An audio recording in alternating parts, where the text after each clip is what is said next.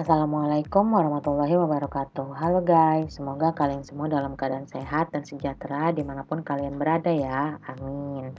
Kali ini dalam video pembelajaran kuliah online pengantar aplikasi komputer, saya akan memberikan penjelasan tentang Microsoft Office.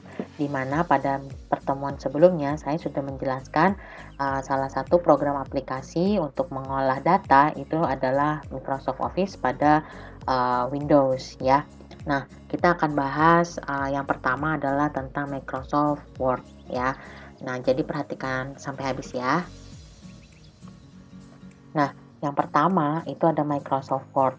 Nah, Microsoft Word adalah program bantu yang mampu mengolah kata dan kalimat untuk suatu tujuan tertentu.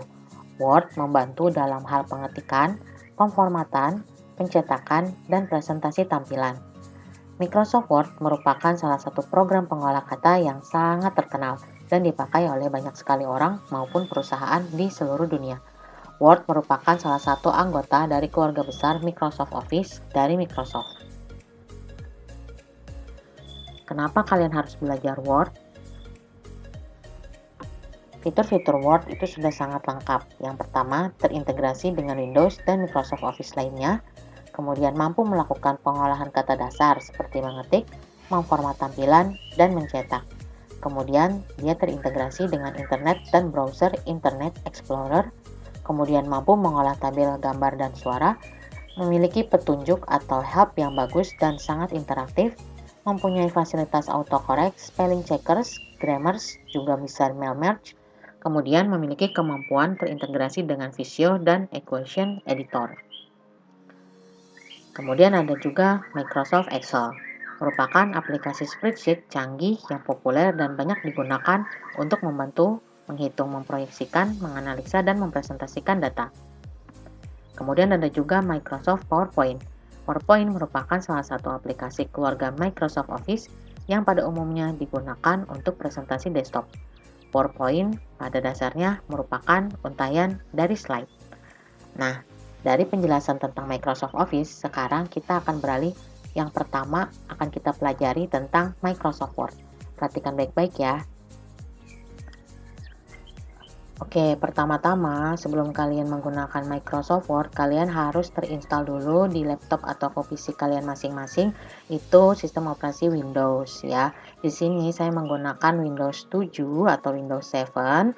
Ya, jadi caranya adalah kalian install dulu aplikasi Microsoft Office-nya, kemudian klik Start, kemudian pilih All Programs dan cari menu Microsoft Office. Kemudian kita klik Microsoft Office-nya, nah nanti muncul berbagai macam fitur yang bisa kita gunakan untuk pengolahan data. Nah, di sini karena kita akan mempelajari tentang Microsoft Word, jadi di sini sudah saya taruh di desktop ya. Ini kita klik aja langsung. Nah, muncul tampilan lembar kerjanya di mana di sini sudah disediakan banyak sekali menu ya, ribbon atau toolbars ya, dari mulai quick access, kemudian menu ya, kemudian ribbon ya atau toolbars. Di sini sudah disediakan banyak sekali fitur-fitur yang bisa kita gunakan ya. Nah, sekarang kita mulai ya bagaimana cara untuk menggunakan Microsoft Word. Pertama-tama bagaimana cara menyimpan dan mengolah sebuah dokumen kerja. Jadi ini adalah lembar daripada dokumen kerja. Caranya adalah bagaimana menyimpannya. Di sini ada menu dari file, home, insert, page layout sampai view. Kita pilih file. Kemudian kita bisa pilih ya untuk save atau save as. Tapi biasanya kalau kita mau simpan data baru, kita bisa klik save as ya, atau misalkan kita klik save, terus kita simpan, mau disimpannya di mana ya, kemudian kita beri nama pada file tersebut. Di sini saya kasih nama misalkan pertemuan 3 PAK ya, kemudian kita save, atau sebelumnya kita bisa pilih dulu sesuai kebutuhan. Nah, pada Microsoft Word 2010 ini sudah disediakan pilihan untuk langsung save file dengan PDF ya. Nah, kalau misalkan belum ada tulisannya ya jangan di-save dulu dengan PDF. Nanti kita sambil coba-coba baru kita save dengan PDF ya. Oke, ini sekarang kita save-nya dengan Word dokumen, atau kalian bisa pilih juga dari Word 97 sampai Word 2003 supaya apa? Supaya dia bisa dibuka walaupun menggunakan versi Word yang lama, itu juga bisa ya. Nah, kita pilih deh yang Word 97 sampai 2003 supaya kalau ada yang pakai yang pakai Microsoft Office-nya di bawah 2010 masih tetap bisa digunakan ya. Sekarang kita save. Nah, ini tadi adalah cara menyimpan dokumen kerja ya. Kemudian setelah kita menyimpan dokumen kerja, ada pun fungsi fitur tambahan daripada Microsoft Word. Yang pertama sebagai properties, yaitu bisa melakukan pemeriksaan serta menambahkan properti mengenai dokumen aktif. Kemudian yang kedua ada inspect dokumen, yaitu untuk melakukan pemeriksaan pada bagian dokumen yang akan didistribusikan. Kemudian yang ketiga ada encrypt dokumen, yaitu berfungsi menambah pengaman pada dokumen yaitu dengan memberikan password.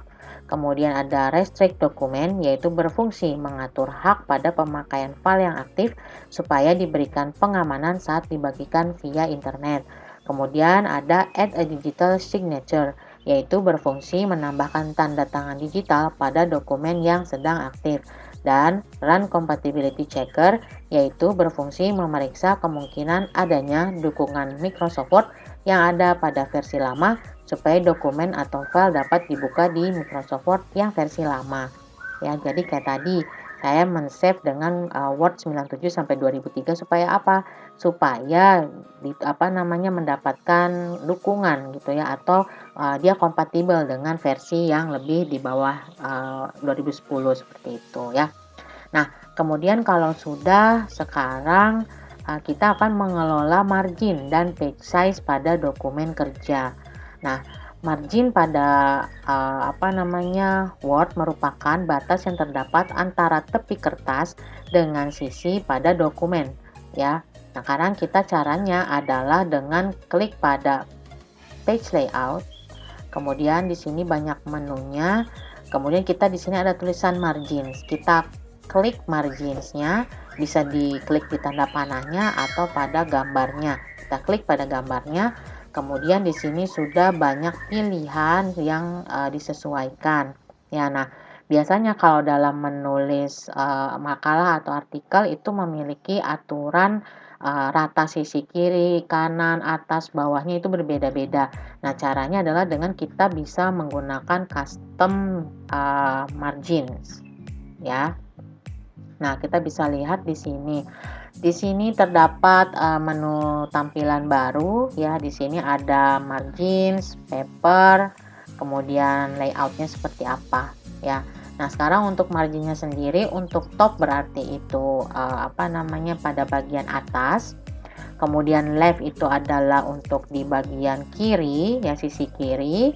Kalau bottom berarti di bawah, right berarti di kanan ya. Kemudian gutter ya, ini ada di sini ada gutter, berfungsi untuk menentukan referensi batas antara jarak tertentu dari tepi pada kertas yang sebenarnya ya. Jadi gutter berfungsi untuk menghindari terjadinya penjilidan pada dokumen ya. Jadi dia tetap 0 aja. Kemudian ada juga pada bagian orientation gitu ya. Di sini ada berfungsi untuk mengatur posisi pada dokumen kerja baik secara vertikal maupun horizontal. Jadi ada portrait ya, kemudian ada landscape. Kemudian ada gutter position. Nah, gutter position ini untuk menentukan pada sisi kertas yang akan digunakan dalam penjilidan suatu dokumen ya. Kemudian ada lagi pada bagian apply to. Ini berfungsi untuk menentukan apakah setup pada halaman ditunjukkan untuk seluruh halaman pada dokumen ya, atau hanya sebagian saja.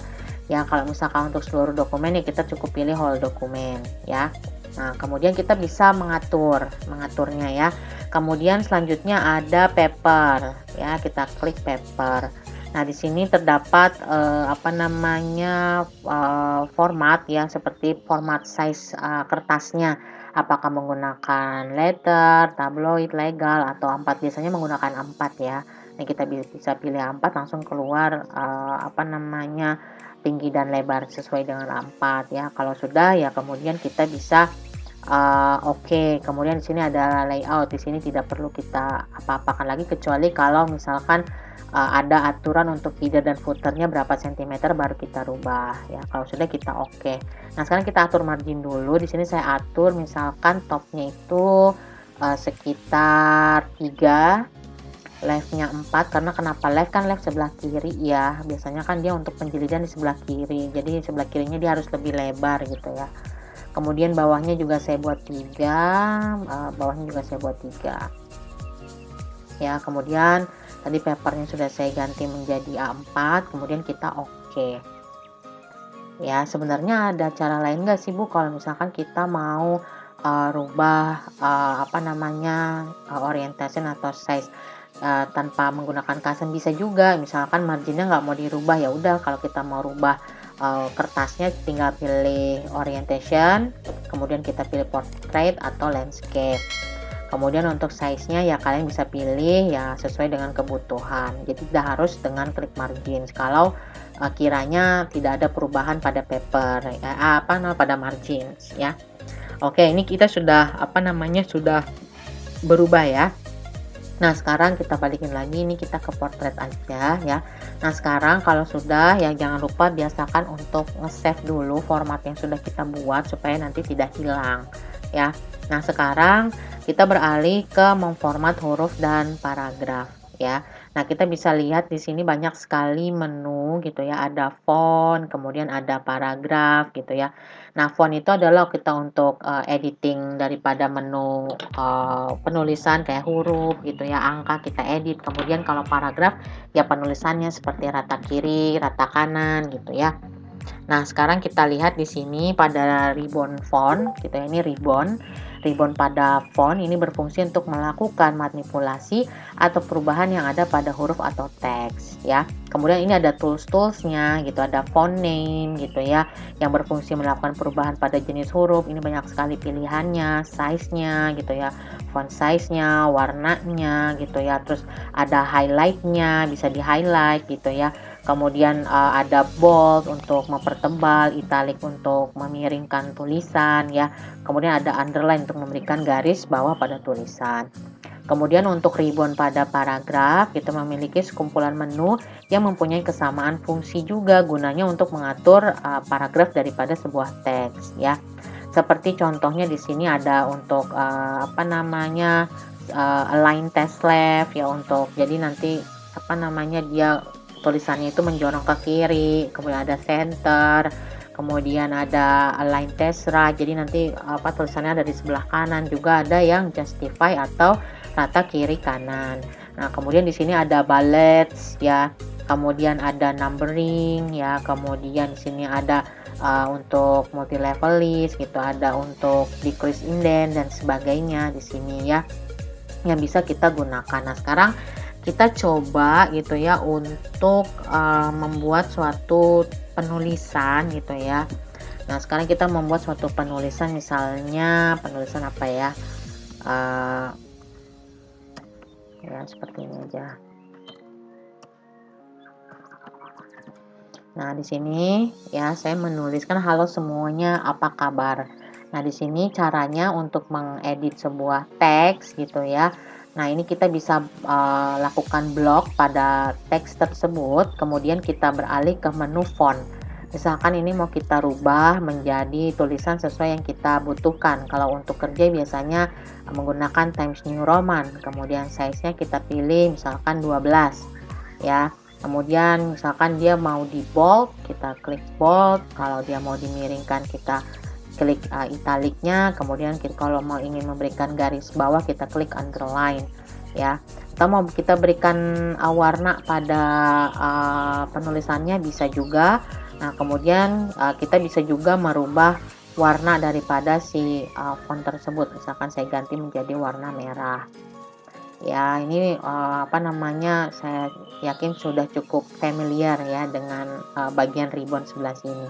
Nah, terus bagaimana kalau misalkan saya ingin membuat penulisannya itu otomatis, setiap kali saya menulis dia otomatis gitu ya, tidak perlu saya ubah-ubah lagi gitu ya. Nah, caranya adalah saya menggunakan fungsi styles di sini ya. Jadi nanti kita bisa menggunakan fungsi style ya. Nah, gimana caranya? Kayak tadi misalkan, "Halo, apa kabar semuanya?" Ya.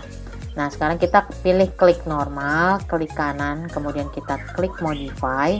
Nah, di sini kita pilih yang Times New Roman, ya formattingnya, kemudian kita klik size-nya, kemudian kita klik paragrafnya itu bentuknya dia rata kiri kanan, kemudian spasinya misalkan kita pilih 1,5 gitu ya. Kemudian bentuknya adalah biasa saja, kemudian kita format. Ya, paragrafnya di sini kita ganti before after-nya 0 dan 0 ya. Kemudian kita oke saja, kita oke lagi. Jadi nanti kalau misalkan kita menggunakan normal dia akan mengikuti ya, misalkan seperti gini ya.